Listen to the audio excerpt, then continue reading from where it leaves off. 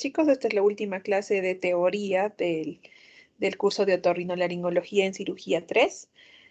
Vamos a hacer ahora lo que es tumores de faringe y laringe. Sí se me escucha bien, ¿verdad? Sí, doctora, sí se escucha. Listo, perfecto. Y se ven las diapositivas. Todavía no, doctora. No se ha compartido todavía. A ver.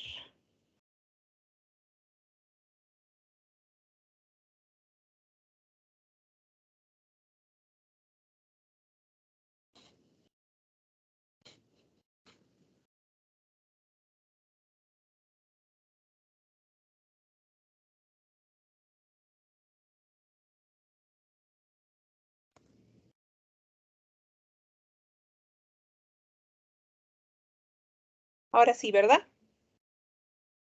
Sí, doctora, ahora sí. Ya, perfecto. Entonces comenzamos hablando acerca de lo que son tumores de faringe y laringe. Vamos a comenzar hablando con lo que son tumores de faringe, que en realidad son pocos y vamos a ver que estos se diferencian de acuerdo al lugar donde aparecen, ya sea en rinofaringe, orofaringe o hipofaringe. No van a ser tan comunes, pero es importante que conozcan algunos. Y por último, los tumores de laringe, que estos sí son más importantes, son más comunes y es algo importante que tienen que saber al menos diagnosticarlo o pensar que un paciente pueda tener una tumoración en laringe de acuerdo a la sintomatología que esté presente.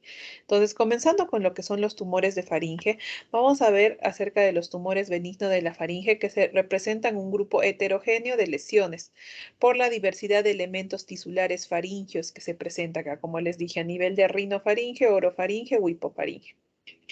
Y vamos a ver que estos van a tener diferentes estratos topográficos. Entonces, acá lo que vamos a encontrar van a ser tumoraciones quísticas, tumoraciones vasculares, tumores de glándulas salivales, tumores fibrosos, tumores de estirpe neural, tumores de origen muscular o otros tipos de tumores como son de las estructuras que se encuentran acá, como de cartílago, cartílagos de hueso tumores de hueso y cartílago, papilomas, lipomas y todos esos otros tipos de estirpes de tumores. Entonces, comenzando con los más importantes y los más frecuentes, vamos a hablar acerca de lo que son los craniofaringiomas. Vamos a ver que este es un tumor congénito, es decir, los niños nacen ya con este tumor desarrollado a partir de los esbozos embrionarios de lo que es la bolsa de Rathke. Vamos a ver que este va a tener un predominio por el sexo masculino y suelen diagnosticarse estos tumores durante la infancia. Vamos a ver, como vemos en esta imagen, que topográficamente se van a situar a nivel del cerebro, a nivel del área hipoficiaria y pueden llegar hasta lo que es la faringe.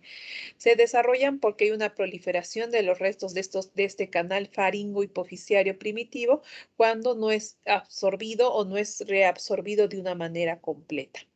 En el cuadro clínico, lo que nos va a presentar el niño, lo que nos va a indicar la mamá del niño, primero que va a tener alguna alteración metabólica o ya este niño lo están viendo por alguna alteración metabólica, ya sea como una diabetes, hay un retraso en el crecimiento, los pediatras están pensando algún hipotiroidismo infantil. Algún tipo de estas cosas que nos están diciendo que hay un daño metabólico porque ya hay alguna alteración en lo que es la zona hipoficiaria o en la hipófisis. Y en la parte de otorrino, la clínica que va a tener es una insuficiencia respiratoria nasal. Van a haber alteraciones en la resonancia de la voz porque esas tumoraciones ya están tapando lo que es rinofaringe y lo que es orofaringe, por lo cual el niño va a tener una voz nasal, una llamada rinolalia clausa o rinolalia cerrada y además va a presentar lo que es cefalea. El diagnóstico principal, como siempre les he dicho, cuando nosotros pensamos que hay tumores a nivel nasal, o a nivel de faringe, como ahora estamos viendo, siempre es a través de imágenes. El diagnóstico se establece mediante la clínica y las pruebas de imagen, siendo la resonancia magnética la de máximo rendimiento o el gol estándar para ver lo que son los craniofaringiomas. El tratamiento de elección es el tratamiento quirúrgico, acompañándose de quimio y radio, o en un primer momento, de acuerdo al tamaño de la tumoración, se tendrá que realizar quimio y radio para que esta tumoración pueda ser resecable. Luego tenemos los quistes de Torwald. Estos quistes son quistes derivados de la persistencia de la notocorda embrionaria. Vamos a ver que se van a localizar en lo que es la línea media de la rinofaringe y el cuadro clínico es inespecífico y va a depender de lo que es del tamaño del quiste. Mientras más grande el tamaño, va a tener más sintomatología obstructiva. Vamos a ver que la mayoría de veces cuando esto no tiene una capacidad obstructiva, lo que va a presentar el paciente va a ser una rinorrea, que muchas veces va a ser una rinorrea clara, va a haber cefalea y halitosis. En caso de que este quiste se sobreinfecte, vamos a ver que ya la rinorrea no va a ser una rinorrea clara, sino va a haber una rinorrea posterior purulenta y fétida. El diagnóstico es a través de imágenes. El diagnóstico de mayor utilidad es a través de lo que es la resonancia magnética, como podemos visualizar acá, que se visualiza ya este quiste de Torwald donde está señalando la flecha roja. Y el tratamiento no solamente es realizar la exéresis del quiste, sino hacer una marsupialización quirúrgica, es decir, sacar toda la cápsula del quiste, para evitar la nueva formación de este quiste. Esto se puede realizar a través de una cirugía endoscópica nasosinusal. Luego tenemos lo que son los papilomas. Estos papilomas van a ser tumores epiteliales cuya etiología se va a relacionar mucho con lo que es el papilomavirus, ¿no? Vamos a ver que factores traumáticos y principalmente, como les he dicho, el factor vírico es el más importante para el desarrollo de estos papilomas, principalmente el papiloma virus 6 y 11. En el cuadro clínico, lo que va a presentar el paciente es la sensación de cuerpo extraño, que se asienta la gran mayoría de veces estos papilomas en orofaringe a nivel de úvula o los pilares anteriores. Vamos a ver que estos cuando son muy grandes pueden llegar a contactar lo que es lengua, la base de la lengua, y es por eso que el paciente presenta esa sensación de cuerpo extraño, o muchos pacientes van a venir diciendo, siento que hay como que una carnosidad que no llega a pasar, y al nosotros hacerle un examen de orofaringe, al realizar una visualización directa de orofaringe, esto es lo que vamos a ver como estamos observando en esta imagen, ¿no? Donde vamos a ver estas formaciones pediculadas de aspecto arracimado, medias transparentes, que cuelgan, ¿no?, de las estructuras. Como le dijo, el lugar más común es la aparición a nivel de úvula, pero también puede estar en lo que son los pilares anteriores o en también lo que es la lengua. Entonces, si nosotros visualizamos ya un papiloma en alguna formación de la cavidad orofaringea, en alguna estructura orofaringea, nosotros también tenemos que verificar que estos papilomas no hayan crecido en otras partes. Entonces es importante revisar lo que es lengua, los bordes de la lengua, las porciones laterales de la lengua, lo que son los carrillos, para observar si hay otro crecimiento de estos papilomas también en estas estructuras. El diagnóstico de certeza nos los va a dar el estudio anatomopatológico después de realizar la exéresis de estos papilomas, pero ya por su aspecto macroscópico podríamos estar diagnosticando un papiloma. El tratamiento va a consistir en la exéresis quirúrgica simple de este papiloma. Es una exéresis que se puede hacer en consultorio externo, solamente con una anestesia local infiltrativa y tratando de sacar estas tumoraciones desde su base de implantación y siempre enviándolas a anatomía patológica para confirmar nuestro diagnóstico. Luego tenemos lo que son los hemangiomas o angiomas. Vamos a ver que estas van a ser tumoraciones benignas vasculares congénitas y macroscópicamente se van a observar como una lesión de coloración azulada, plana o de forma tuberosa, abultada, que puede sufrir modificaciones de tamaño en relación con los esfuerzos que hace la persona. El tratamiento en la infancia no suele tratarse. Nosotros le decimos al papá o a la mamá que viene con estas tumoraciones a nivel de orofaringe que vamos a observarlo y vamos a esperar que haya una regresión espontánea, al menos que estas tumoraciones sean bastante grandes y nos estén produciendo un fenómeno obstructivo, que ya le estaremos planteando un tratamiento quirúrgico o primero un tratamiento con embolización para luego proceder al tratamiento quirúrgico. Pero si son planas, sí causan un poco de molestia, pero no una obstrucción completa, se le puede decir al papá que nuestro tratamiento en este momento va a ser expectante, vamos a observar, porque estos pueden tener una regresión espontánea. Otros tratamientos que se han dado es utilizar intratumoralmente sustancias de corticoides o sustancias esclerosantes, pero no se ha visto una buena respuesta a estos tratamientos. Como dije, si son muy grandes o no regresionan con el tiempo, puede ser realizar lo que es el tratamiento quirúrgico pero siempre con la posibilidad de que haya una complicación que es el sangrado. Entonces acá podemos ver en la imagen inferior un hemangioma que está afectando lo que es el velo del paladar y se extiende hacia lo que es el paladar óseo. Vamos a ver que estos tumores tienen una frecuencia relativamente mayor en lo que es la hipofaringe. Y lo que son los mucoceles, vamos a ver estas lesiones originadas a partir de lo que son las glándulas salivales accesorias. Vamos a ver cómo está bien, estamos visualizando en esta imagen en el labio inferior que se forman estas lesiones de aspecto quístico, ¿no? Y si los encontramos nosotros, estas mismas lesiones, pero por debajo de la lengua, en la base de la lengua, son las llamadas ránulas. Estas se van a producir porque va a haber una extravasación del contenido de la glándula, es decir, un contenido cero mucoso, debido a la ruptura de algún conducto excretor de estas glándulas, produciéndose una hiperplasia de las partes blandas circundantes y produciendo estas lesiones quísticas. En la etiología se dice que tiene un gran factor predisponente que van a ser los traumatismos locales y en el tratamiento vamos a ver que algunos se pueden resolver espontáneamente, se revientan y ahí quedan, ya no hay un nuevo crecimiento. Pero cuando estas son muy grandes o persisten, está indicada ya la exéresis quirúrgica, realizando también la marsupialización de estas quistes, ¿no?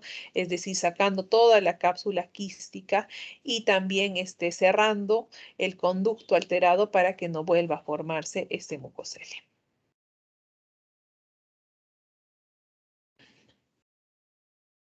Luego, ahora hablando acerca de lo que es cáncer, vamos a dividirlo en cáncer de rinofaringe, orofaringe o hipofaringe. Entonces, como conceptos generales, vamos a ver que todos estos cánceres, ya sean de rinofaringe, orofaringe o hipofaringe, se relacionan mucho con lo que es el consumo del alcohol y el consumo del tabaco. Entonces, en todos estos pacientes que nosotros estamos sospechando de cáncer faríngeo, o de tumoraciones malignas de faringe, siempre preguntarle como antecedente o como anamnesis, si tiene la costumbre de fumar o beber o anteriormente ha fumado o ha bebido. Entonces vamos a ver que el carcinoma de rinofaringe es un tumor que surge a partir del epitelio escamoso estratificado de la rinofaringe. Vamos a ver que su origen preferentemente es a nivel de lo que es la fosita de Rosenmüller y el rodete tubárico. Por eso, como les explicaba a los chicos también de prácticas, cuando nosotros hacemos la semiología de lo que es rinofaringe, es importante visualizar estas localizaciones, tanto la fosa de Rosenmüller como el rodete tubárico, porque este es el principal lugar de asentamiento de los tumores malignos de lo que es rinofaringe.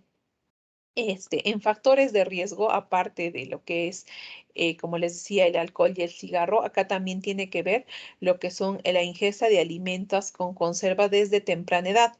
¿Por qué? Porque su alto contenido de nitrosaminas que estos presentan, otros factores que pueden también producir que estos tumores son las infecciones por el virus del Epstein-Barr.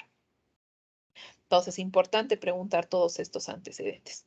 Vamos a ver que hasta el 90% de estos pacientes diagnosticados de tumores de rinofaringe presentan, además de la tumoración, adenopatías en el momento del diagnóstico. Vamos a ver que estas adenopatías van a ser bilaterales y casi la mitad de los casos pueden tener una afectación de los ganglios retrofaringios. Entonces, si un paciente presenta síntomas, de otalgia, un poco de obstrucción nasal, rinorrea, pueden haber ciertos episodios de epistaxis, de acuerdo a cómo está este carcinoma, porque vamos a ver que los cánceres no tienen una sintomatología específica. De acuerdo a donde se desarrollan y de acuerdo a donde se asienten, va a presentar su sintomatología. Pero si vemos que presentan todos estos síntomas y además al hacer nosotros el examen cervical, la palpación cervical, encontramos la formación de ganglios, importante pedirle otros estudios para ampliar, ¿no? Una nasofibrolaringoscopía que nos pueda ayudar a ver todas estas zonas posteriores, como les dije, principalmente lo que es la fosa de Rosenmüller y el rodete tubárico. Los síntomas, como les dije, son variados. Pueden haber síntomas de obstrucción nasal, ya sea unilateral o bilateral, epistasis, rinorrea, otitis media serosa, otitis media a repetición, pero todos estos síntomas van a ser de acuerdo a la localización de la tumoración. Luego pasamos a lo que es el carcinoma de orofaringe. Vamos a ver que estos tumores malignos del orofaringe en la gran mayoría se localizan a nivel de lo que es la amígdala palatina. Además, es de su lugar más frecuente, además pueden localizarse en lo que es en la región amigdalina, es decir, en la fosa amigdalina, en el velo del paladar, en la valécula, los repliegues glosoepiglóticos o en la pared faríngea posterior. Los factores de riesgo, el uso de alcohol y tabaco, la dieta, inmunosupresión, irritación crónica de la mucosa, esto puede ser debido al reflujo faringolaringio, virus del papiloma humano o ya factores genéticos, ¿no? Herencia genética. Vamos a ver que el estirpe epitelial que acá se encuentra más frecuente va a ser lo que es el carcinoma epidermoide en sus diferentes variantes histológicas. Vamos a ver que esto va a seguir un orden evolutivo desde lesiones precancerosas, como va a ser lo primero que va a aparecer es una leucoplasia verrucosa o eritroplasia. Entonces, cuando nosotros ya vemos que hay leucoplasia verrucosa o eritroplasia, pensar en este paciente puede realizar un cáncer de orofaringe, entonces decirle que tiene que venir a sus controles más seguidos, que el paciente no se puede descuidar. El tipo más frecuente, como dije, es el carcinoma epidermoide y en su subtipo más frecuente es el bien diferenciado. Vamos a ver que estos van a tener una gran capacidad de diseminación metastática regional y en lo que es el cuadro clínico va a haber disfagia unilateral, puede haber odinofagia, otalgia unilateral u homolateral, trismos y hay algo que nos indica que hay que existe un cáncer, que es como que un síntoma principal que nosotros muchas veces explicamos a los residentes, es cuando presentan una voz amigdalina, es decir, una voz más ronca, como con rinolalia cerrada, que no se puede vocalizar bien. El diagnóstico principalmente es a través de imágenes por taquiresonancia y es importante tomar estos exámenes para nosotros valorar la extensión de la lesión y la toma de biopsia cuando nosotros ya estamos visualizando estas tumoraciones, porque estas tumoraciones van a ver fáciles de ver porque nosotros vamos a hacer un examen de visualización directa de la orofaringe con un bajalenguas y ya podemos ver las lesiones. Es importante cuando ya vemos una lesión de estas, ya indicarle al paciente que se tiene que realizar una biopsia para descartar malignidad de esta tumoración que estamos observando. Entonces, acá podemos ver algunas imágenes de tumores a nivel de orofaringe. En la imagen, la primera imagen, nosotros podemos ver un carcinoma de la región amigdalina de aspecto serpenginoso y erosivo, poco infiltrante y exofítico, que muestra focos blanquecinos de necrosis como estamos visualizando acá. Luego en la imagen B podemos ver lo que es una asimetría de las amígdalas, como expusimos en la anterior clase teórica, la importancia de ver la simetría de las amígdalas. Si nosotros vemos que una amígdala es más grande que la otra, pese a no tener, digamos, alteraciones del epitelio amigdalino o no ver alguna alteración que estamos pensando en cáncer, pero ya vemos asimetría, que una es más grande que la otra, ya está indicando al paciente que lo mejor sería sacar esa amígdala porque por algo una está creciendo más que la otra. Entonces, la asimetría nos puede estar indicando que el paciente esté desarrollando un cáncer. Entonces, vamos a ver acá en esta imagen que la amígdala derecha muestra un aumento de tamaño considerable en comparación a la contralateral. Después tenemos en la imagen C un carcinoma ya no a nivel amigdalino como estamos viendo acá, sino a nivel de la pared faríngea posterior. Y en la imagen D un carcinoma del seno piriforme derecho, ¿no? Estamos visualizando acá lo que es la epiglotis.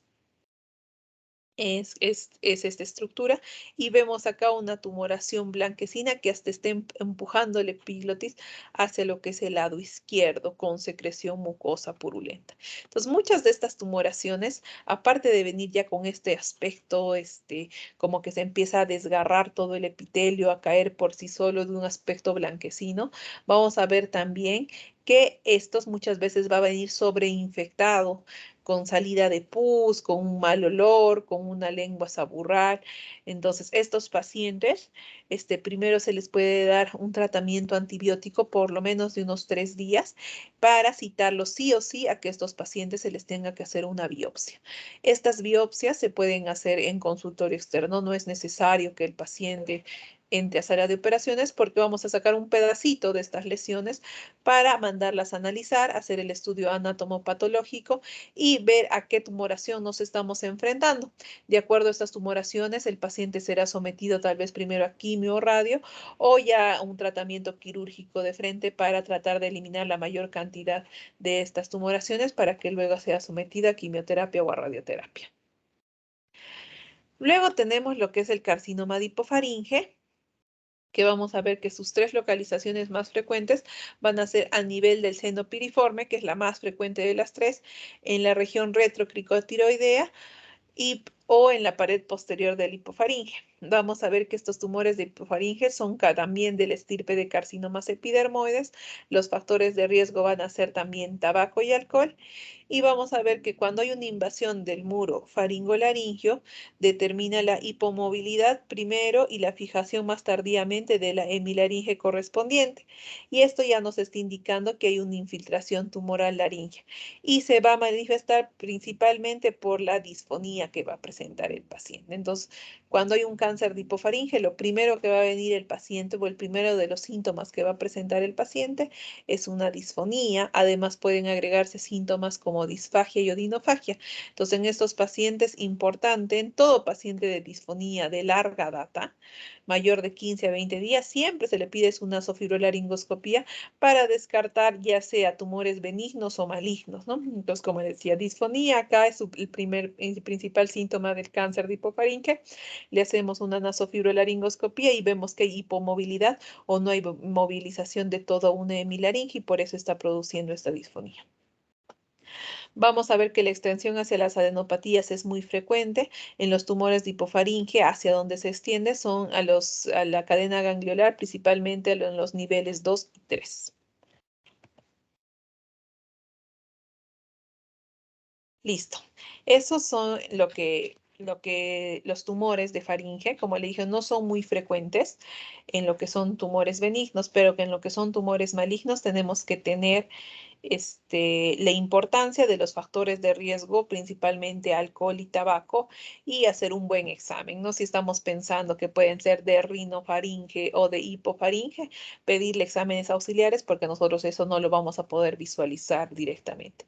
Entonces, pedirle su examen de nasofibrolaringoscopía, de laringoscopía indirecta para poder visualizar, ver estas estructuras si se encuentran anatómicamente normales. Entonces, ahora pasamos a lo que son tumores de laringe. Listo. En lo que son tumores de laringe, primero vamos a hablar acerca de lo que es la laringitis crónica. Vamos a ver que la laringitis crónica es una inflamación crónica de la submucosa que produce una hiperplasia epitelial. Vamos a ver que estos procesos, además de la hiperplasia epitelial, pueden presentar signos de queratosis o displasias celulares. Según el aspecto macroscópico, se van a establecer diferentes tipos, donde puede estar acá lo que es el edema de Reinke, el pólipo laringio, las leucoplasias, las paquidermias laringias o los nódulos vocales. Todas estas en un primer momento son alteraciones benignas a nivel de la laringe. Vamos a ver que estas pueden tener algún grado de displasia, ya sea leve, moderada o grave. Vamos a ver cuando todas las capas de las células epiteliales son displásicas, ya podríamos estas diagnosticarlas como un carcinoma in situ, pero cuando ya sobrepasan lo que es la línea basal, se rompe, vamos a ver que ya se está hablando acerca de un carcinoma microinvasor o invasor. Entonces, hablando de estas alteraciones macroscópicas, vamos a describir cada una de estas. Comenzando primero vamos a hablar acerca de la etiología y después vamos a hablar de cada una de estas. Entonces, en la etiopatogenia, igual que en lo que son tumoraciones de faringe, vamos a ver que acá el hábito tabáquico y el alcohol también tienen una gran importancia. Principalmente el hábito tabáquico por la formación de hidrocarburos que afectan todo lo que es el pH, así como producen un efecto térmico y químico. Vamos a ver que el alcohol principalmente tiene una acción sobre la glotis y acá, aparte de estos dos factores importantes, vamos a ver que el hábito fonatorio puede ser un causante de estas lesiones, principalmente por un abuso o mal uso de la voz, que va a hacer que se produzcan alteraciones ya sea tanto cualitativas como cuantitativas de la voz. Vamos a ver que este factor de riesgo va a producir laringitis crónicas que van a estar caracterizadas porque va a depender de la profesión que tenga el paciente, principalmente en lo que son cantantes, profesores, locutores que usan excesivamente la voz, va a haber estas alteraciones. Acá tenemos otro cuadro donde se ven otros factores de riesgo, aparte de estos tres que son los más importantes. Tenemos lo que es el reflujo gastroesofágico, irradiación, los tóxicos ambientales, principalmente lo que es el asbesto, las laringitis crónicas específicas por TBC, factores climáticos, enfermedades metabólicas, infecciones crónicas del árbol respiratorio o hasta carencias vitamínicas. Entonces acá podemos ver algunas de estas lesiones que ya hemos nombrado. Por ejemplo, en estas dos imágenes superiores, la A y la C, podemos ver lo que es un edema de Reinke. Vamos a ver que este edema de Reinke, como también vamos a hablar más adelante, afecta a ambas cuerdas vocales. En la región de la comisura anterior aparecen estas formaciones que son aparentemente quísticas, o como su mismo nombre lo dice, edematosas, que impiden el contacto de ambas cuerdas vocales. Luego tenemos en la imagen B lo que es un pólipo angiomatoso de gran volumen, que nosotros lo diferenciamos, por ejemplo, del edema de Reinke por la gran vascularización que tiene. Si ven, hay unos pequeños vasitos que le está produciendo gran vascularización, además del color rojizo, a diferencia del edema de Reinke, que es un color más claro, más pálido. En cambio, este pólipo angiomatoso se ve de una coloración más rojiza. Y por último, las lesiones leucoplásicas, que se visualizan a nivel de las cuerdas vocales. Por ejemplo, acá vemos a nivel de la cuerda vocal derecha, en el tercio anterior, esta placa leucoplásica, que es una lesión más blanquecina y descamativa. Hablando acerca de lo que es el edema de Reinke, vamos a ver que esta es una formación característicamente bilateral. Cuando hay un edema de Reinke es de ambas cuerdas vocales, de aspecto edematoso con una amplia base de implantación sobre la cuerda vocal. No es una lesión circunscrita, como vamos a ver en los pólipos, sino está afectando toda la cuerda vocal, por eso tiene una base amplia. Vamos a ver que comparte histopatología con lo que es el pólipo mixomatoso y es una formación bilateral. Y vamos a ver que acá se encuentra lo que es el edema submucoso con una inflamación crónica e hiperplasia epitelial. Para lo que es el pólipo laringio, vamos a ver que estas son lesiones o formaciones circunscritas que pueden ser pediculadas o no, que se encuentran a nivel de la cuerda vocal. Vas a ver que estas pueden ser de tres tipos. Acá vemos los tres tipos en las imágenes de abajo, donde puede haber un tipo histopatológico de pólipo mixomatoso, donde predomina el sustrato edematoso, un pólipo fibromatoso, donde predomina el sustrato fibroso conjuntivo, y un pólipo angiomatoso, donde predomina el sustrato vascular. Entonces, la primera imagen, estamos observando lo que es un pólipo angiomatoso, como les decía, por la coloración que vemos. La imagen 2, la segunda imagen o la del medio, es un pólipo de aspecto fibromatoso por las características que tiene. Y el último es un pólipo mixomatoso, que tiene además de la fibrosis un predominio de edema, como estamos visualizando. Vamos a ver que estas, a diferencia del edema de Reinke, estas sí van a ser unilaterales, quiere decir que está afectada solamente una cuerda vocal y van a presentarse como lesiones pediculadas, redondeadas, globulosas, y casi siempre donde afecta es en el tercio anterior de las cuerdas vocales. Es muy raro visualizar estas tumoraciones, estos pólipos en el tercio inferior o el tercio posterior. Casi siempre se visualiza en el tercio anterior de la cuerda vocal.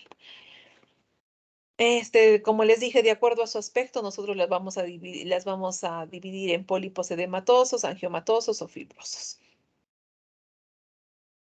La clínica principal de estos, tanto del edema de Reinke como en la formación de pólipos, es la disfonía. Este es el síntoma principal.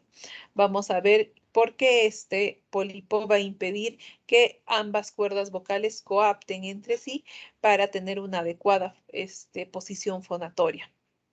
Vamos a ver que por esta falta de contacto entre ambas cuerdas vocales se va a fugar el aire, entonces lo que el paciente va a presentar una disfonía, él va a sentir que se le va a apagar la voz y esto también va a depender de acuerdo del tamaño que presenta estos pólipos. Si son grandes pólipos, la disfonía va a ser franca, el paciente muchas veces va a tratar de eliminar la voz, pero no va a salir nada o a las justas va a poderse escuchar. Mientras si es un pólipo de menor tamaño, puede haber una voz bitonal, una voz un poco más ronca.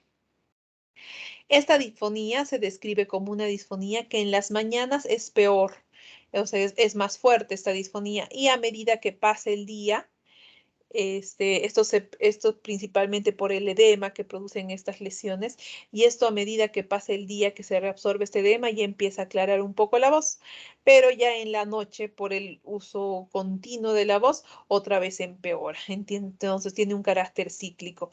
Comienza mal el paciente, mejora al mediodía y en la noche ya empeora nuevamente su voz. Pueden haber otros síntomas, como es la tos y el carraspeo por la inflamación que hay a nivel glótico. Es importante que en estos pacientes no va a haber disnea, no va a haber sensación de falta de aire, al menos que las tumoraciones sean muy grandes, pero cuando ya son muy grandes estamos pensando en otro tipo de tumoraciones. Entonces, el síntoma principal, como les dije, es disfonía. Acá no va a haber disnea. El tratamiento principalmente es quirúrgico, a través de lo que se llama una microcirugía laringea. Nosotros podemos ver en esta imagen, la primera imagen de arriba, cómo se realiza esta microcirugía laringea. Nosotros tenemos un laringoscopio de suspensión, que es como estas barras que vemos acá arriba que sujetan lo que es el laringoscopio y nos ayudan a tener una mejor visualización de lo que es la laringe. Levantan la epiglotis hacia arriba, no la dejan caer y nosotros podemos visualizar la parte glótica de la laringe, ¿no? Al visualizar ya la parte glótica, esto se conecta o ya se fija en ese momento, entonces ya podemos tener una visualización directa. Luego de eso ya podemos visualizar ya sea con microscopio como se hacía antiguamente o ahora con endoscopios laringios, con endoscopios rígidos, ingresar y visualizar las lesiones que se encuentren aquí en la laringe y de acuerdo a las lesiones que encontremos se puede hacer, por ejemplo, si hay pólipos, la extirpación de estos, como estamos viendo en la imagen ya más inferior, entramos con dos pinzas, una para jalar el pólipo y otro para cortarlo desde su base y todas estas lesiones tienen que ser llevadas a anatomía patológica. En el caso de lo que es el edema de Reinke, nosotros hacemos incisiones longitudinales en las cuerdas vocales para tratar de eliminar la sustancia en el edema de Reinke, que es como una sustancia gelatinosa, mucosa, y esto vaya desinflamando. Luego de la cirugía, siempre es importante por toda la manipulación que estamos realizando a nivel laringeo. En muchas personas esto se va a llegar a hinchar, se va a edematizar, se va a inflar. Entonces, la importancia de que estos pacientes, luego de esto, luego de que se le quite el laringoscopio de suspensión, darles corticoides para evitar esta inflamación y que no presenten luego de la cirugía una insuficiencia respiratoria aguda. Luego del tratamiento quirúrgico, es importante indicarle al paciente la supresión de factores irritativos que pueden haber causado este tipo de lesiones, ¿no? Principalmente, ya se le tiene que indicar al paciente que tiene que olvidarse completamente del hábito tabáquico y de lo que es el alcohol. Se le va a indicar reposo de la voz. Luego de la cirugía, el paciente no puede estar cantando o hablando o haciendo sus funciones diarias, por ejemplo, si es locutor, no, tiene que tener un reposo de la voz para luego ya mandarla a lo que es rehabilitación foniátrica. Esta rehabilitación foniátrica se puede hacer en dos fases. Primero, una fase prequirúrgica antes de someterlos a la cirugía y ver cómo va evolucionando su voz. antes de la cirugía y siempre hacerla también postquirúrgica, ¿ya? Como visualizamos en la imagen de abajo, cómo se hacen las terapias de la voz. Ya. Ahora hablando de lo que son las leucoplasias y las paquidermias, vamos a ver que estas son neoformaciones blanquecinas que pueden aparecer en cualquier mucosa y su sustrato anatomopatológico es el de una queratosis del epitelio con abundante producción de queratina que resulta siendo exfoliada. En la paquidermia, aparte de todas estas lesiones, vamos a ver que va a haber queratosis y engrosamiento del epitelio, pero esto va a estar asociado a una leucoplasia. Además, puede producirse lo que es una metaplasia epidermoide del epitelio laríngeo asociado con hiperplasias epiteliales y displasias celulares. Estas lesiones, y vamos viendo, tienen un carácter cada vez más evolutivo. Y vamos a ver que estas displasias ya pueden dividirse en lo que son leves, moderadas a graves, de acuerdo a lo que se está afectando y de acuerdo a los estudios anatomopatológicos. Igual que las anteriores, principal factor de riesgo lo que es el tabaco. Y principal sintomatología es la disfonía. El diagnóstico principal es a través del estudio de nasofibrolaringoscopía, donde podemos visualizar esta imagen que estamos viendo acá inferiormente, ¿no? Donde vemos las cuerdas vocales con parchados blanquecinos sobre un lecho mucoso hipertrófico y muy frecuentemente vamos a ver también alrededor de estas placas blanquecinas una mucosa enrojecida. Puede haber un engrosamiento irregular de las cuerdas vocales, hasta con cierta rigidez de lo que es la superficie de la mucosa, que hacen que estas cuerdas vocales ya no tengan una función vibratoria normal. Entonces, además de este estudio de nasofibrolaringoscopia, se podría hacer también estudios de estroboscopía para ver cómo está la vibración de las cuerdas vocales. Pero ya solo visualizando este parcheado blanquecino, como estamos viendo en las cuerdas vocales, una alteración de su color normal con engrosamiento y fibrosis, y hay que estar pensando en una leucoplasia.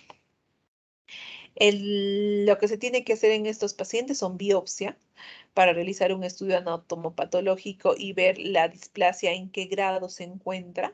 Y como vimos en la anterior diapositiva, si esto ya ha roto la capa basal o se encuentra en las 3 capas, pensar ya que puede ser un carcinoma in situ o un carcinoma microinvasor. El tratamiento es a través de microcirugía laringea. Si nosotros lo encontramos en un primer momento y vemos que no hay más lesiones, porque tanto las leucoplasias como las paquidermias son lesiones premalignas que tienen que ser controladas y se le indica al paciente que disminuya los factores de riesgo, pero que sí tiene que estarse controlando seguidamente. Cuando ya vemos que es una lesión como cáncer y hay que pensar en el paciente y realizarle una cordotomía, ¿no? Retirar todas estas lesiones y hasta retirar todo lo que es la cuerda vocal.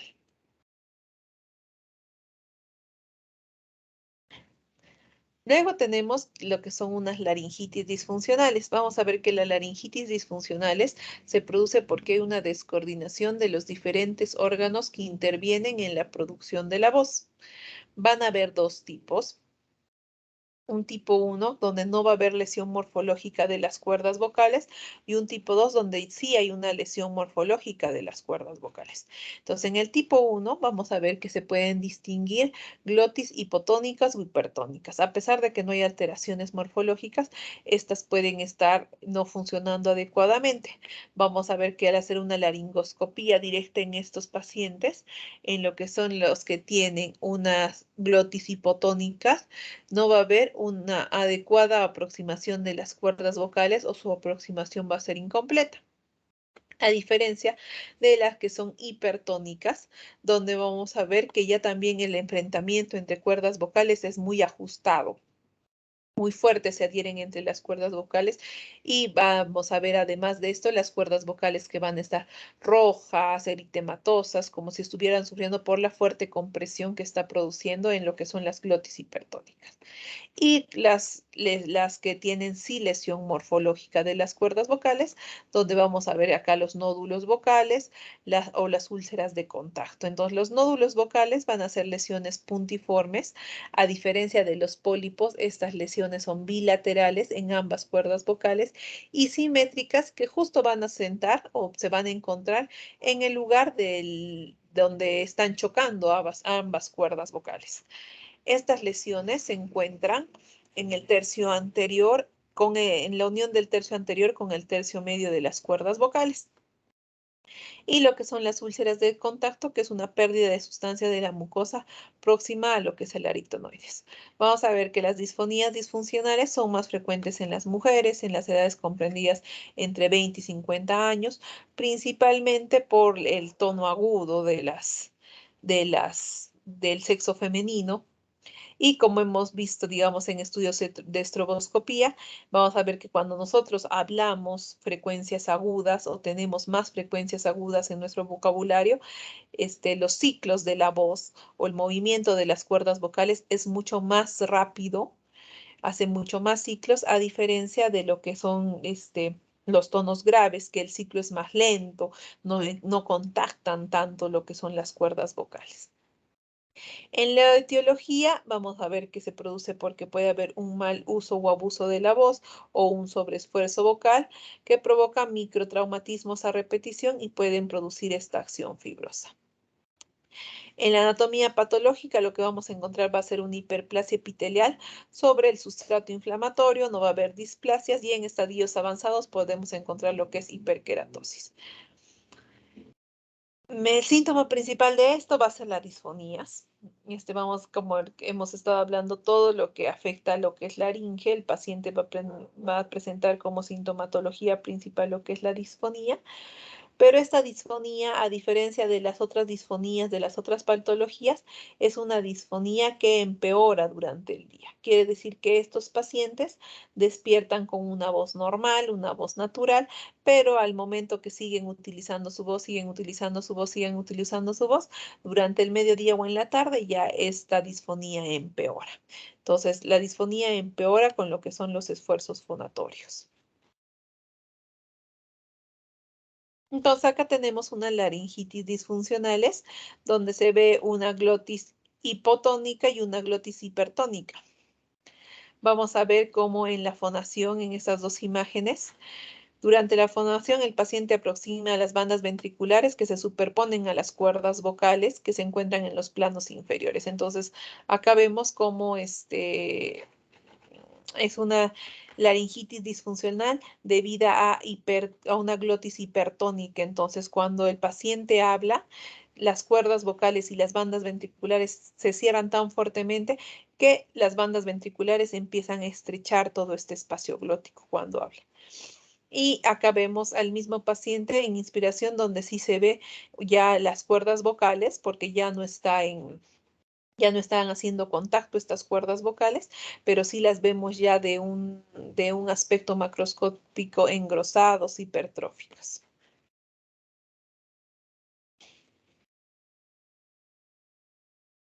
Listo. Acá tenemos otras lesiones.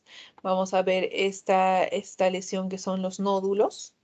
Como les dije, estos nódulos se encuentran en ambas, son simétricos y en el lugar donde ambos nódulos contactan, ¿no? Principalmente todas estas alteraciones van a ser por el uso de la voz o el mal uso de la voz, en lo que son cantantes, en los que son profesores, los que son locutores y usan esta voz frecuentemente.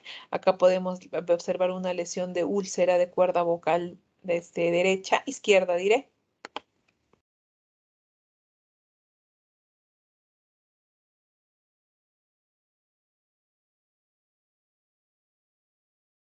Listo. Y ahora hablando acerca de lo que son tumores y pseudotumores laringios congénitos, que son otro tipo de tumoraciones que podemos encontrar al nivel laringio, vamos a comenzar con lo que es el hemangioma subglótico. Un ratito, chicos, por favor.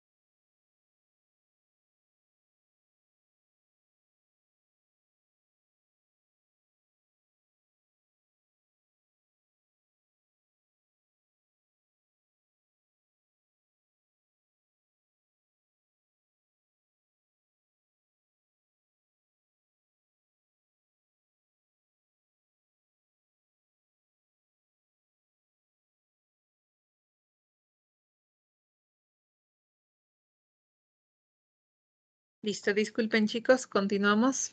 Sí se me escucha, ¿no? Sí, doctora. Ya. Sí, Entonces, doctora. estábamos en lo que son tumores y pseudotumores laringios congénitos. Vamos a hablar que uno de los más importantes es lo que es el hemangioma subglótico. Esta va a ser la primera causa de disnea en lactantes de menos de 6 meses y la segunda causa de que estos presenten estridor. Estos van a ser angiomas capilares inmaduros ausentes en el momento del nacimiento. Quiere decir que en el momento del nacimiento el paciente no va a presentar disnea ni estridor, pero después que empiecen a crecer los recién nacidos, ya van a empezar a presentar estos síntomas, su aparición es progresiva y va a ser antes de los 3 meses. Vamos a ver que frecuentemente es más frecuente en lo que son el sexo femenino y están asociadas casi un 50% en lo que son también lesiones cutáneas de hemangiomas. Es decir, que un paciente que presente un hemangioma en la carita, un niño que nazca ya con un hemangioma en la carita, y comienza a los 3 meses a presentar estas dificultades respiratorias, disneas, estridor, pensar que este mismo hemangioma también se puede haber desarrollado a nivel de lo que es laringe, a nivel subglótico. Esas lesiones principalmente, como estamos visualizando en estas dos imágenes, se desarrollan a nivel subglótico, quiere decir por debajo de las cuerdas vocales, como estamos viendo en ambas imágenes.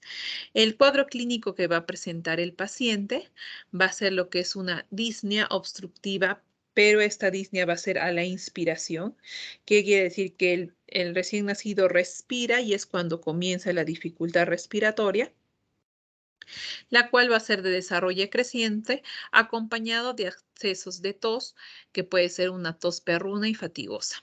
Nosotros al realizar una laringoscopía directa en sala de operaciones, porque estos pequeñitos no se les va a poder realizar una nasofibrolaringoscopía, se va a recomendar en estos niños hacerles una laringoscopía directa en sala de operaciones, es donde vamos a observar una tumefacción blanda de coloración rojo vinosa, aframbuesada de tipo vascular que se va a encontrar limitada a subglotis. Entonces, los hemangiomas, principal lugar a nivel subglótico. Nosotros no vamos a buscar estos hemangiomas a nivel de glotis, que son las cuerdas vocales, o supraglotis, por encima de las cuerdas vocales, no.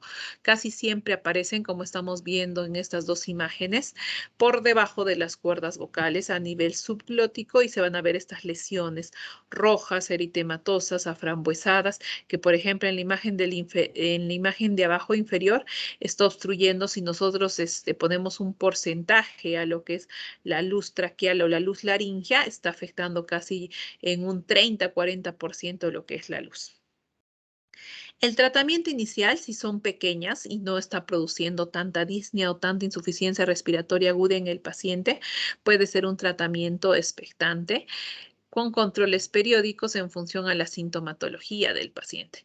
Entonces, así como cuando ellos nacen con su hemangioma en carita y les decimos a los papás, tienen que ir esperando porque esto lo más probable es que empiece a involucionar y hacerse cada vez más pequeño, es lo mismo que puede pasar acá a nivel de subglótico.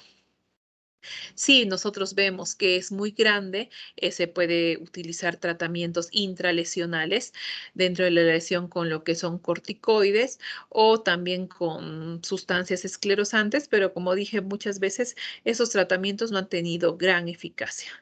Y si son muy grandes y están obstruyendo casi el 50, el 60% de lo que es la luz laringea, lo que es de la luz glótica, la luz traqueal, el tratamiento será quirúrgico con una resección endoscópica por una microcirugía laringea, como ya les explicaba más adelante.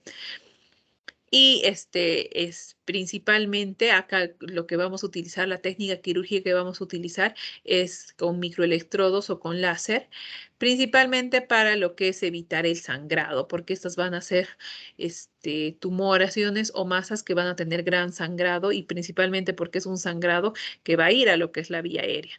Entonces tenemos que asegurarnos que el paciente luego de la cirugía no presente sangrado. Entonces, mejor asegurarnos con lo que son microelectrodos o el uso de láser. Luego de esto también, al igual que todas las cirugías laringeas, es importante darle sus corticoides se le puede colocar también luego de la cirugía corticoides intralesionales para evitar la inflamación luego de la cirugía. Ahora tenemos lo que son los quistes laringios congénitos. Vamos a ver que estas van a ser lesiones redondeadas de superficie lisa formadas por la retención mucosa secundaria a una malformación del canal excretor de la glándula. Suelen localizarse en lo que son la cuerda vocal o a nivel del ventrículo laringio o de Morgagni, como estamos visualizando en las imágenes, ¿no? El contenido del quiste va a ser con frecuencia mucoso y espeso, pero va a estar revestido de una mucosa normal y el cuadro clínico va a depender del tamaño de estos quistes laringios congénitos.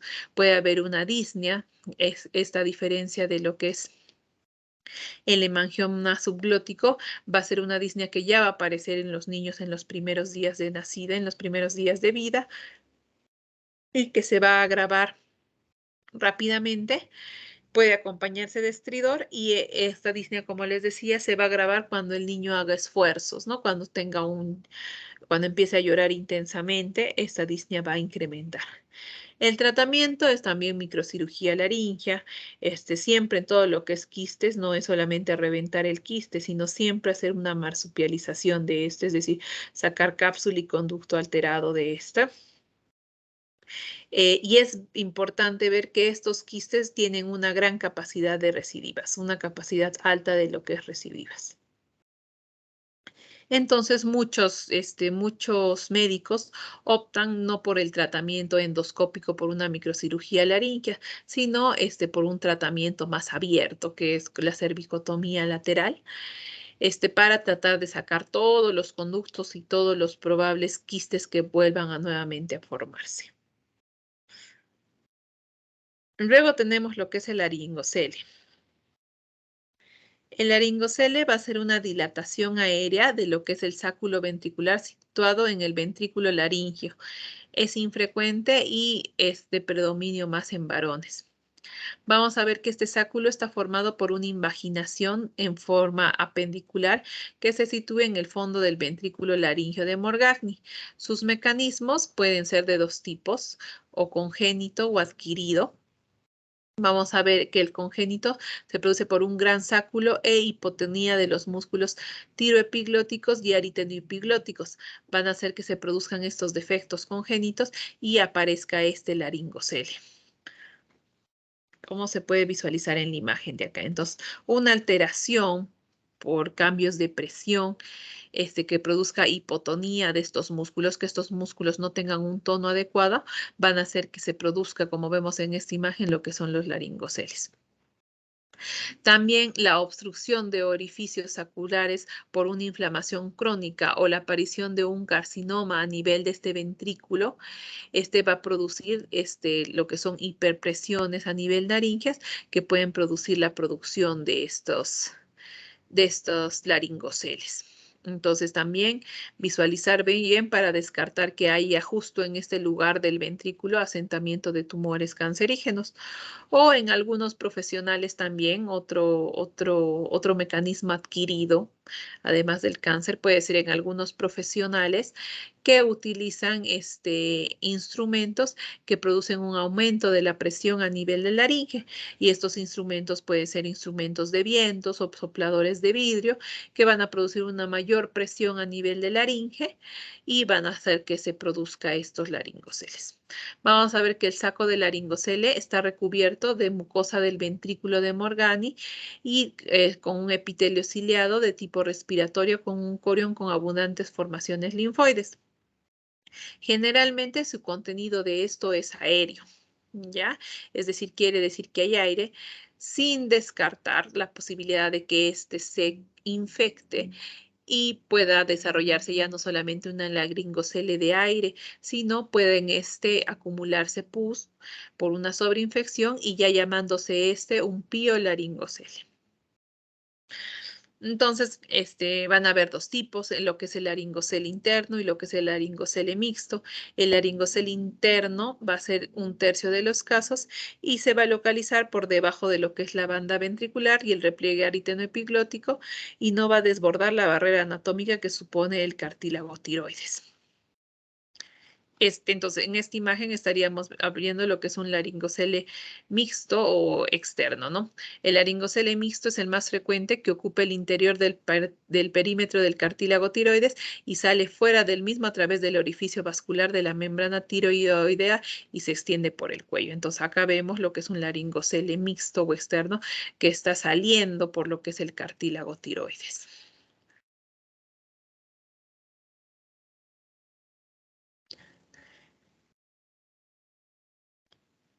En lo que es la sintomatología, vamos a ver que las manifestaciones clínicas van a depender del tamaño de estas tumoraciones, del tamaño de los laringoceles.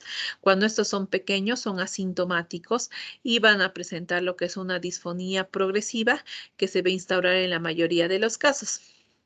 Vamos a ver que este aumento de volumen aéreo súbito del laringocele se va a producir por un efecto valvular, presentando síntomas súbitos con intensa disnea laringia.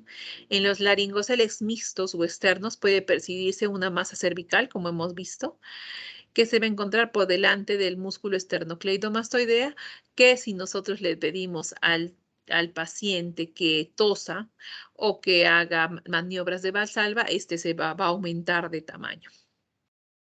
En lo que es la exploración laringológica, vamos a observar un abombamiento de la banda ventricular y del repliegue aritenoepiglótico del mismo lado afectado, y vamos a ver que la superficie de esta tumoración es lisa y rosada y depresible a la palpación. Es como un globito que se encuentra inflado. Y el diagnóstico principal y el que siempre se tiene que pedir es pedir lo que es una tomografía para permitirnos diferenciar esta tumoración de otras tumoraciones y hasta diferenciarlo de que es una adenopatía, porque muchas veces estos laringoceles mixtos o externos se van a visualizar o se van a palpar a nivel de cuello. Entonces, si nosotros simplemente los palpamos, podemos estar pensando que es una adenopatía cuando en realidad es un laringocele. También podemos hacer un diagnóstico diferencial con lo que son los quistes bronquiogénicos, y esto lo vamos a hacer, vamos a poderlo diferenciar a través de la tomografía, viendo la relación que tienen estos con lo que es la membrana tiroidea. El tratamiento de esta patología es quirúrgico. Como hemos dicho, los laringoceles externos o mixtos, que es lo mismo, son los más comunes y su abordaje es por vía externa a través de una cervicotomía o tirotomía, que la cirugía consiste en realizar una tirotomía, es decir, resecar la lámina del cartílago tiroides del lado afectado y hacer la ligadura y sección de este laringocele. Entonces podemos visualizar acá cómo al paciente se le pide que haga la maniobra de Valsalva y se aumenta el volumen a nivel cervical, ¿no? Y como dije, estos laringoceles tienen un compuesto más aéreo, aire. Entonces nosotros le decimos que el señor tosa o que el señor haga maniobras de Valsalva y solamente por retener el aire y aumentar la presión a nivel laringio, vemos que esta tumoración salta o se hace de mayor tamaño. Cuando nosotros le pedimos un estudio básico, por ejemplo, si no tenemos en el lugar donde trabajamos tomografía, se le puede tomar una radiografía y se visualiza, ¿no? Acá esta lesión con contenido aéreo que está saliendo, si visualizamos bien, a través del cartílago tiroides. Y si ya podemos pedir lo que es una tomografía, acá vemos, por ejemplo, un piolaringocele, porque aparte del aire que visualizamos acá, vemos un nivel hidroaéreo. Vemos que en la parte inferior hay líquido o más en un piolaringocele hay pus, ¿no? No vamos a pensar que esto es líquido, sino que hay formación de pus por una sobreinfección bacteriana, lo que está formando un nivel hidroaéreo. Y miren lo importante que es ver esta tomografía, que como la vía aérea, lo que es la laringe, se está desplazando completamente hacia lo que es el lado derecho y el paciente está respirando solamente con un 25% de su capacidad laringea, de toda la circunferencia laringea, porque todo esto lo está desviando hacia un costado y está disminuyendo la luz laringea. Y en la última imagen de acá, que es lo que es la cervicotomía lateral, donde se hace una incisión a nivel cervical, se llega a visualizar lo que es el laringocele, se llega a visualizar las alteraciones anatómicas del cartílago tiroides para hacer una tirotomía, sacar todo el laringocele, despedicularizarlo y cerrar la lesión. Listo, eso en lo que son laringoceles. Ahora, en lo que son sulcus vocalis, vamos a ver que este sulcus vocalis es una hendidura longitudinal próxima al borde libre de la cuerda vocal.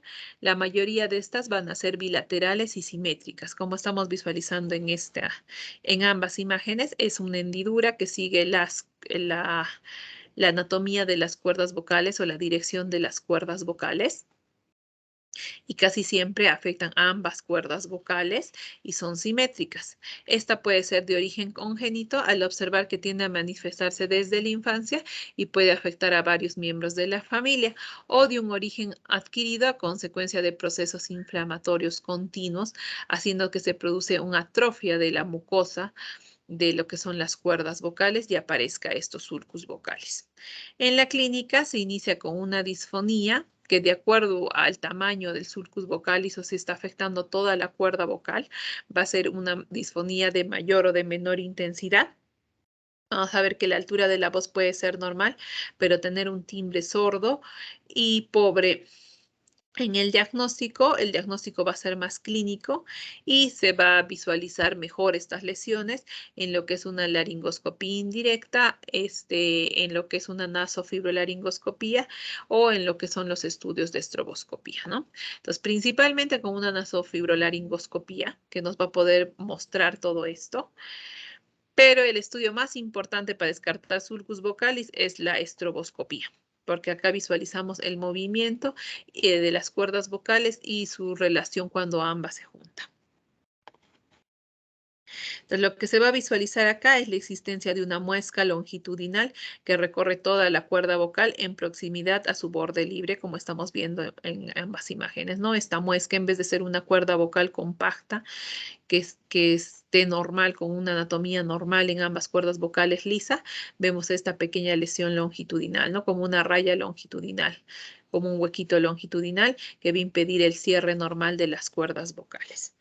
El tratamiento va a depender de acuerdo al grado de incompetencia glótica que presente el paciente y el grado de disfonía que se produzca. Vamos a ver que en estos pacientes en un primer momento se les puede dar lo que es una rehabilitación foniátrica. Es la primera opción que se le va a indicar al paciente, como también técnicas de reposo de la voz. Y si pese a eso el paciente no presenta mejoría, ya se procederá a realizar lo que son técnicas quirúrgicas.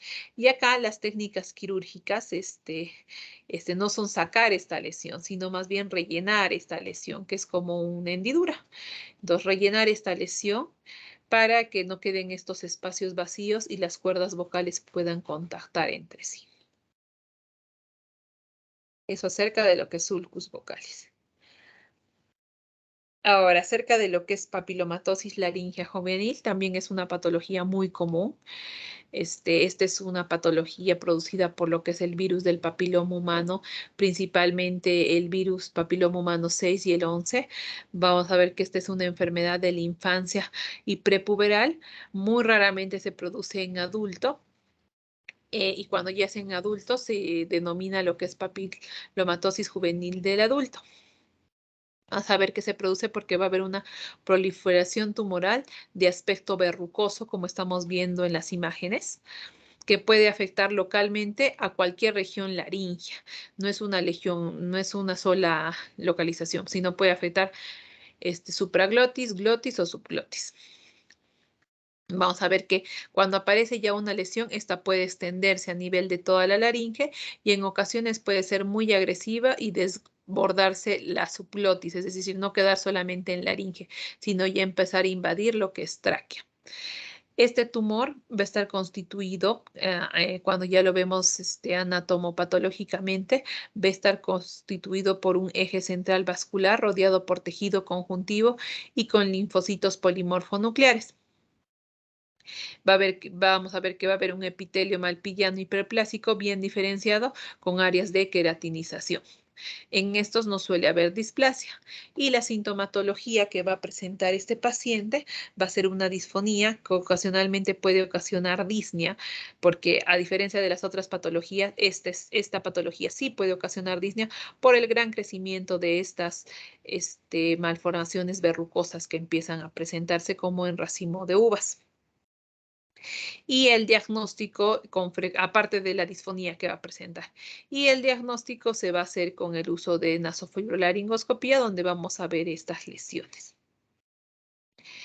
Estas lesiones que se van a describir como aspecto de coliflor o aspecto de mora o aspecto de racimo de uvas, que van a ver medias rojizas, rosadas, medias translúcidas, que como les dije siempre van a implicarnos no solamente una parte de la laringe, sino pueden afectar la parte supraglótica, glótica, subglótica y hasta afectar a tráquea.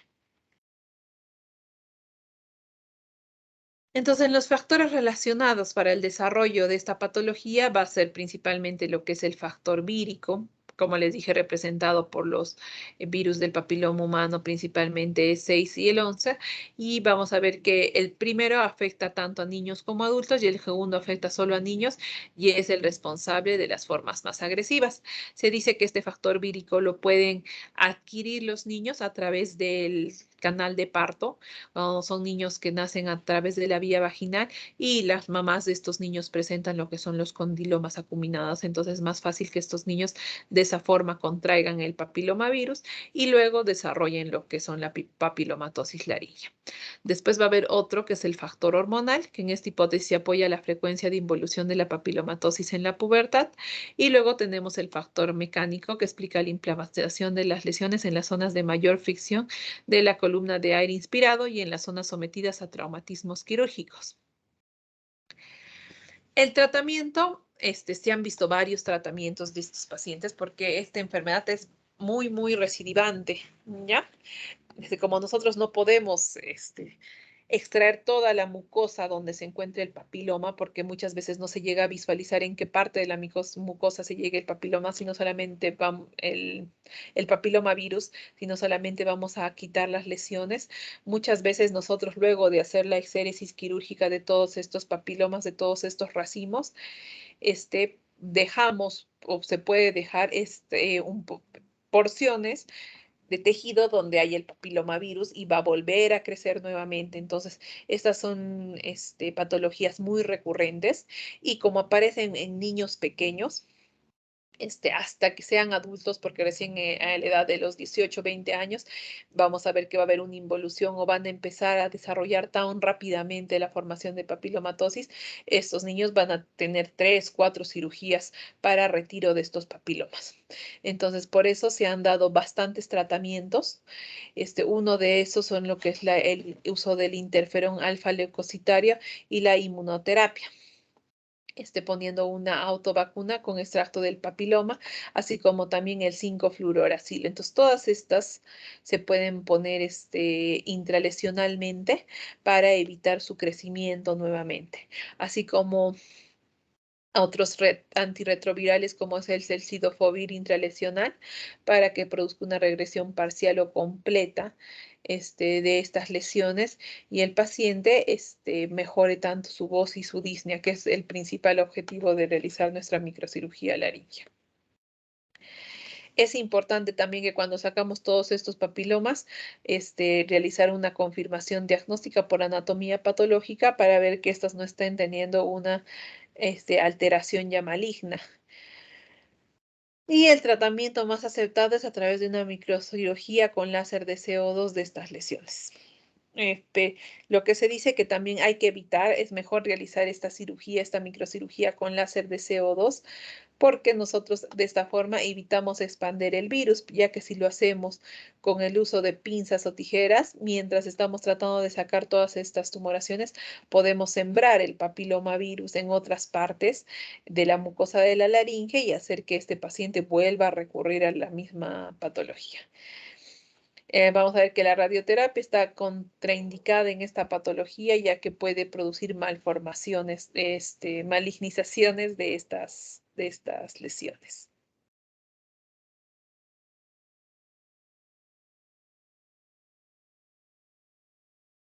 Por último, tenemos lo que es el cáncer de laringe.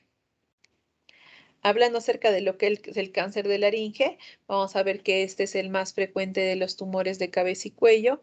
La estirpe que más se encuentra acá, la estirpe dominante son los carcinomas epidermoides y esta se trata de una enfermedad locorregional. Al igual que todas las patologías que hemos visto de tumoraciones laringeas, los factores de riesgo más importantes son el tabaco y el alcohol, así como la formación de lo que son laringitis crónicas. Vamos a ver que los tumores supraglóticos son los que con mayor frecuencia presentan adenopatías metastásicas y los tumores glóticos no dan adenopatías metastásicas, mientras que los tumores subglóticos con frecuencia dan metástasis en las adenopatías, pero estas adenopatías van a ser las adenopatías paratraqueales de la cadena recurrencial. La extensión por vía hemática genera la aparición de metástasis a distancia, cuya localización más frecuente va a ser a nivel de pulmón y con una menor frecuencia a nivel de tejidos óseos, hígados o cerebro. En todos estos pacientes que se sospecha de un cáncer laríngeo, es importante tomar una tomografía cérvico-torácica con contraste para valorar la extensión tumoral por los planos topográficos. Y la biopsia es la que nos va a confirmar el diagnóstico de cáncer, ¿no? Y para ver a qué tipo de cáncer nos estamos enfrentando. Los hábitos que van a producir mayor producción de este cáncer, como les dije, lo más importante, el tabaco y el alcohol, y otros factores de riesgo medioambientales como es el uso de asbesto, amianto, polvo de madera, radiaciones ionizantes, el virus del papiloma humano y factores endógenos como influencias genéticas, procesos inflamatorios crónicos, el reflujo gastroesofágico o abuso o mal abuso de la voz, todos estos en menor medida, pero los más importantes, el hábito tabaco y el alcohol. Acá podemos ver la sintomatología, en este cuadro podemos visualizar la sintomatología de lo que es el cáncer de laringe de acuerdo al nivel donde se encuentra la alteración.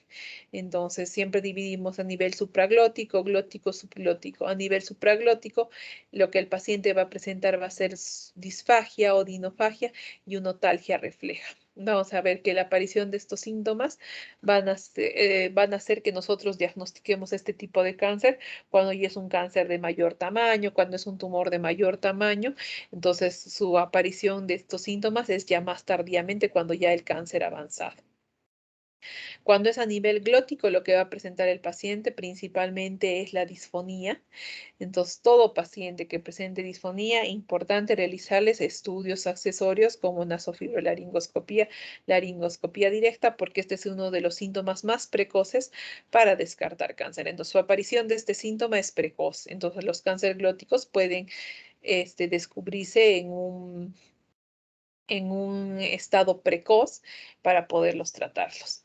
Y cuando estos cánceres están a nivel subglótico, lo que el paciente va a presentar ya va a ser disnea, dificultad respiratoria, porque ya va a haber una obstrucción traqueal o también puede haber síntomas de disfonía por extensión glótica y cuando ya hay esto, ya hay disnea, el paciente tiene signos de insuficiencia respiratoria aguda, ya nos está diciendo que su aparición de estos síntomas ya es cuando la patología está muy avanzada. Entonces ya estos síntomas aparecen muy tardíamente en la enfermedad. Entonces acá podemos visualizar unas imágenes de lo que es cáncer de laringe a sus diferentes niveles. Acá podemos visualizar en la primera imagen un carcinoma supraglótico, donde lo que está afectado es la epiglotis. Vamos a ver que además de esto está afectando el surco faringoepiglótico izquierdo, como estamos visualizando acá esta zona. Esta no es una epiglotis de conformación normal, como les he mostrado en varias imágenes, ¿no? La epiglotis es lisa, más delgadita, de un color rosado. En cambio, acá estamos viendo una epiglotis fibrosa, con abultamientos, con aumento de secreción, zonas más rojizas, hasta zonas ulceradas, que nos pueden estar indicando que hay cáncer. Entonces, este es un tipo de cáncer supraglótico a nivel de epiglotis. En la parte B estamos viendo un carcinoma de cuerda vocal. Este es un cáncer a nivel de la glotis, un carcinoma glótico que está afectando lo que es la cuerda vocal izquierda. Vamos a ver esta lesión blanquecina en placas que está afectando la región hasta la región subglótica, porque vemos se va hasta un poco inferiormente, y la región del ventrículo del mismo lado de la cuerda vocal. Y por último tenemos este carcinoma en la última imagen, que es un carcinoma de transglótico infiltrante que afecta toda la hemilaringe izquierda. Estamos viendo toda esta hemilaringe izquierda está completamente afectada. Hay una alteración de la anatomía normal de este hemifaringe. Podemos ver que hay parálisis del hemifaringe. Lo más probable es que si digamos al paciente que hable, todo este hemifaringe no se va a poder movilizar porque acá vemos que está cogiendo ya no solo cuerdas vocales, sino bandas ventriculares, cartílagos aritenoides, entonces todo está cogiendo. Listo, chicos. Entonces, con eso ya terminamos todo lo que son tumores benignos y malignos de lo que es faringe y laringe. Bueno, chicos, eso es todo. ¿Alguna duda que tengan? Doctora, disculpe, respecto a cáncer de laringe, ¿qué examen sería más importante entre la laringectomía y la tomografía para hallar el diagnóstico? Para hallar el diagnóstico, nosotros primeramente, todos estos pacientes van a presentar un síntoma principal que va a ser la disfonía. Entonces, el examen principal para visualizar nosotros la conformación anatómica de las cuerdas vocales es la nasofibrolaringoscopía. En la nasofibrolaringoscopía nosotros podemos visualizar directamente cómo está la laringe, como estamos viendo en estas imágenes, ¿no? Al ver alguna alteración anatómica, que no sea una conformación normal de esta. Y luego de eso vamos a pedir siempre una tomografía para ver qué otros órganos están afectando la extensión tumoral. Entonces, importante primero realizar una nasofibrolaringoscopía y luego ya la tomografía para ver la extensión tumoral. Ambos exámenes se complementan, ¿no? Pero el primero en realizar es la nasofibrolaringoscopía. ¿Alguna otra Gracias, pregunta? doctora. Muy bien, Roel. ¿Alguna otra pregunta?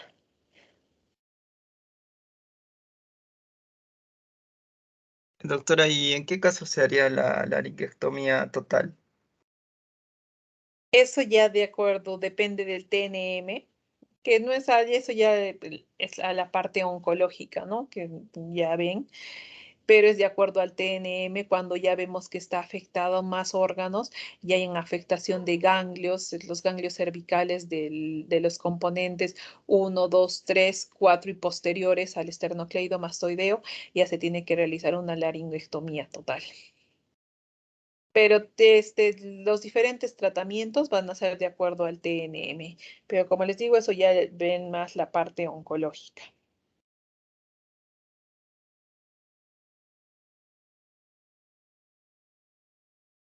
¿Alguna otra pregunta, chicos?